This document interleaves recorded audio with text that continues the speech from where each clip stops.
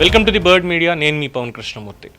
ఎందుకు ఈ మాట అనాల్సి వస్తుంది? కూటమిలో కూడా యథారాజా తథా ప్రజ అని చెప్పి ఎందుకు అనాలి?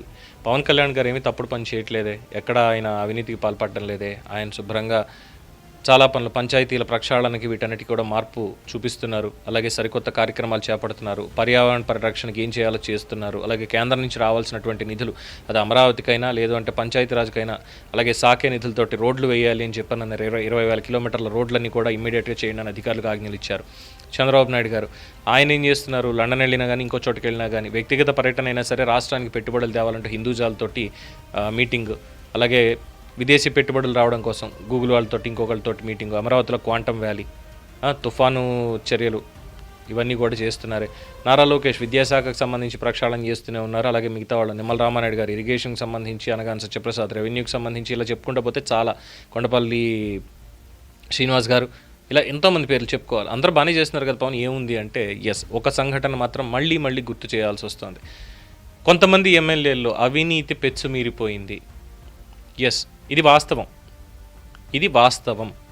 ఇటీవల బయటపడినటువంటి ఈ కల్తీ మద్యం ఏదైతే ఉందో, కల్తీ మద్యానికి సంబంధించి కావచ్చు, ఇసుకకు సంబంధించి కావచ్చు, రేషన్ బియ్యానికి సంబంధించి కావచ్చు, కొన్ని చోట్ల అవినీతి పెచ్చు మీరిపోయింది. అనేక చోట్ల ప్యాకెట్ శిబిరాలు విచ్చలవిడిగా నడుస్తున్నాయి. ఇది రాష్ట్రంలో ఉన్నటువంటి ఒక గ్రౌండ్ రిపోర్ట్.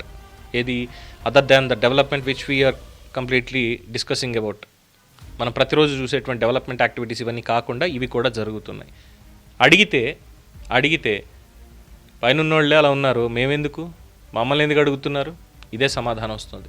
పైనున్న వాళ్ళు ఏం చేశారు? అయ్యా అవినీతి వాళ్ళు ఏం చేశారు?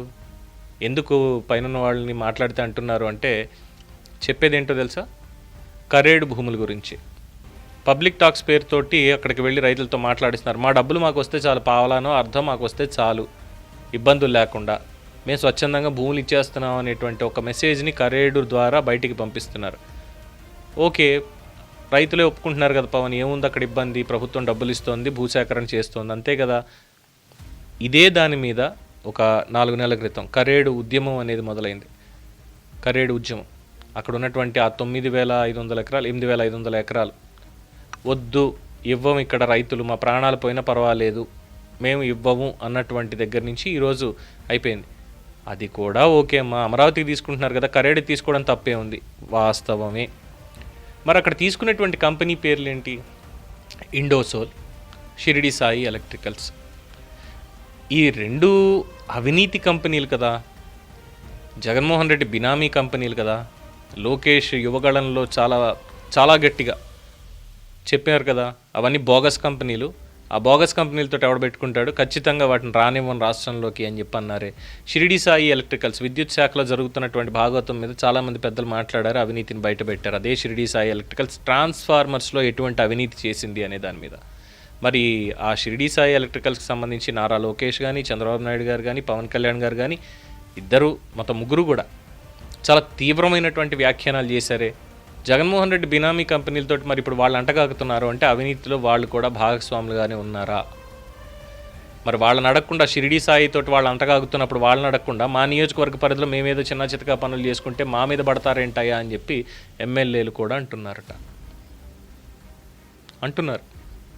ఇదే వ్యాఖ్యానం వినిపిస్తోంది. మరి దాని మీద మనం చర్యలు తీసుకోకుండా ఎందుకని చెప్పి ఎమ్మెల్యేలను ఆడిపోసుకోవడం, లేదంటే ఎమ్మెల్యేల పనితీరు బాగాలేదు, ఇంకోటి బాగాలేదు, అన్నీ మేమే చేయాలని మాట్లాడడం అంటే మీరు ఎవరితో తిరుగుతున్నారో ముందు చెప్పండి. కూటమి సిద్ధాంతం ప్రకారం అవినీతిని ఉపేక్షించమని అన్నారు, జగన్ బినామీ కంపెనీలు ఇవన్నీ రానివ్వమన్నారు.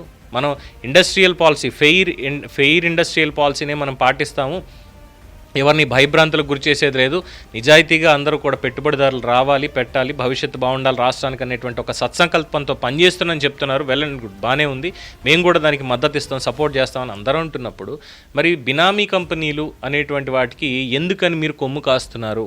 ఎలక్ట్రల్ బాండ్స్ రూపంలో ఫండ్స్ తీసుకున్నారు అంటే వాళ్ళ దగ్గర అవినీతి సొమ్మును మీరు తీసుకున్నారు కాబట్టి మీరు కూడా వాళ్ళ అవినీతిలో భాగస్వామ్యం అవుతున్నారా? మీకు మమ్మల్ని అడిగేటువంటి హక్కు ఉందా అని అధిష్టానానికే ధిక్కార స్వరాన్ని వినిపిస్తున్నారు చాలామంది రాజకీయ నేతలు, కూటమి నేతలు. ఎస్, ఎవరిని ప్రశ్నించడానికి లేకుండా పోయింది. ఎవరి దగ్గరికి వెళ్ళినా సరే, మొన్న ఒక ఎమ్మెల్యే గారు అన్నారు, కాంట్రాక్టర్లు కానీ ఇంకొకరు కానీ వాళ్ళు వచ్చి ఇస్తారు, మేము వెళ్ళి అడగట్లేదు, వాళ్ళు వచ్చి ఇస్తారు, ఇచ్చినప్పుడు తీసుకోవడంలో తప్పే ఉంది అని అన్నారు. ఇప్పుడు ఆయన దగ్గరికి వెళ్ళి ఏంటి సార్ మీరే కదా అవినీతి గురించి ఆ రోజు మాట్లాడారు, మీరు కూడా ఇలా తీసుకోవడం ఏంటి అంటే, పైన వాళ్ళు షిరిడి సాయి తోటను ఇండోసోల్ తోటి అంటకాగి తిరుగుతూ ఉంటే మళ్ళీ మా మీదకి ఎందుకయ్యా, వాళ్ళు వచ్చి మాకేదో ఇస్తున్నారు, మేము డెవలప్మెంట్కి వాడుతున్నాం తప్ప ఆస్తులు పోగేసుకోవట్లేదు కదా, మేము మాత్రమే కనిపించామని అడుగుతారు ఆయన.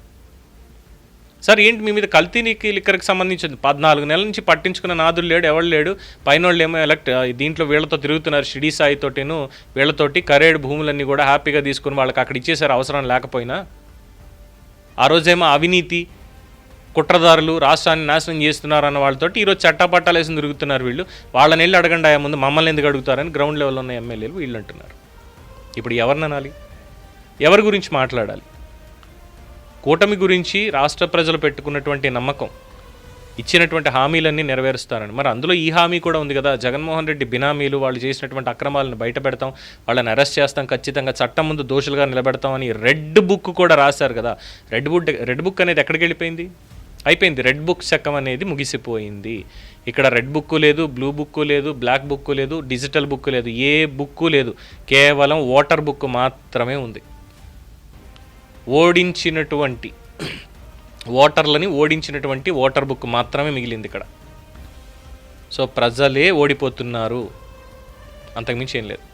సో ఎవరిని అడిగినా యథారాజా తథా ప్రజ అంటే ఇదే.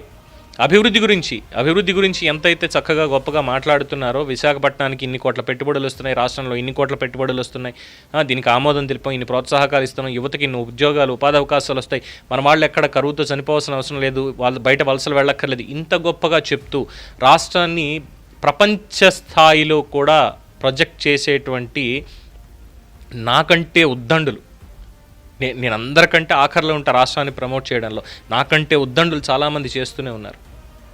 ఇంత మంచి చెప్తున్న వాళ్ళం సార్ ఇక్కడ తప్పు జరుగుతోంది అని చెప్తే తీసుకోలేకపోవడం అనేది కూటమిలో మరి ఏమనాలో తెలియట్లేదు.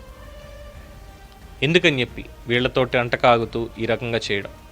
క్లీన్ చిట్ ఇవ్వండి, పోనీ ప్రెస్ మీట్ పెట్టి ఇండోసోల్ కడిగిన ముచ్చన్ లాంటి కంపెనీ, షిరిడి సాయి ఎలక్ట్రికల్స్కి జగన్మోహన్ రెడ్డికి సంబంధమే లేదు, వాళ్ళు ఒక్క పైసా అవినీతి చెయ్యలేదు, ఇవ్వండి క్లీన్ చిట్, శ్వేతపత్రాన్ని రిలీజ్ చేయండి, అప్పుడు మేము మార్చుకుని క్షమాపణ కూడా చెప్తాం. ప్రభుత్వానికి ఇన్నాళ్ళు కూడా కరేడు ఉద్యమం పేరుతోటో ఇంకో దాంతోటో ప్రభుత్వం మీద బురద చల్లాము అని చెప్పి ఒప్పుకుని తల దించుకుని క్షమాపణ చెప్తాం. అంటిల్ అన్లెస్ అవినీతిలోనే ఉన్నారనాల్సి వస్తుంది దీంట్లో, ఈ విషయంలో పర్టికులర్గా. దీని మీద మీ అభిప్రాయాన్ని కామెంట్స్ రూపంలో తెలియజేయండి. చూస్తూనే ఉండండి ది బర్డ్ మీడియా.